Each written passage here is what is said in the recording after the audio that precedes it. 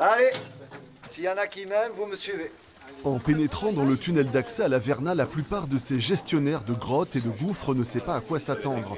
Tous sont des professionnels des milieux souterrains, mais la Verna, c'est une autre échelle.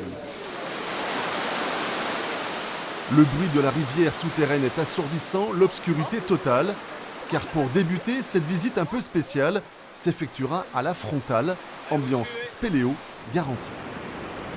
Même si j'essayais de l'imaginer, on se retrouvait dans un volume aussi grand, dans le noir total, avec le bruit de cette rivière et cette humidité ambiante, il y a un sentiment d'être dans un endroit exceptionnel et privilégié.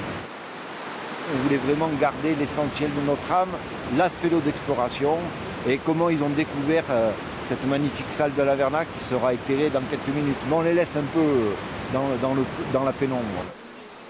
Et quand la salle est enfin éclairée, les visiteurs découvrent ses dimensions gigantesques.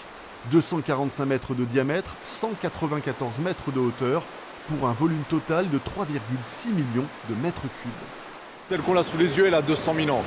C'est pour ça qu'on ne voit pas les stalactites en 200 000 ans, ils n'ont pas eu le temps de grandir énormément. Un lieu parfait pour échanger entre professionnels, sécurité, attractivité, innovation, tous les thèmes sont abordés. La grande problématique, c'est de créer des nouvelles façons de découvrir les grottes. Nous, à Clamouze, on a développé le spéléoparc. Il y a d'autres grottes qui développent des parcours souterrains, de la spéléologie. À la Verna, ils permettent d'aller voir plus loin le réseau. Donc, on mélange un peu toutes ces pratiques et en se réunissant, on échange des idées et on essaie justement de tirer le tourisme souterrain vers le haut. À chacun ses atouts en fonction des sites, la Verna, elle, continue de fasciner tous les publics.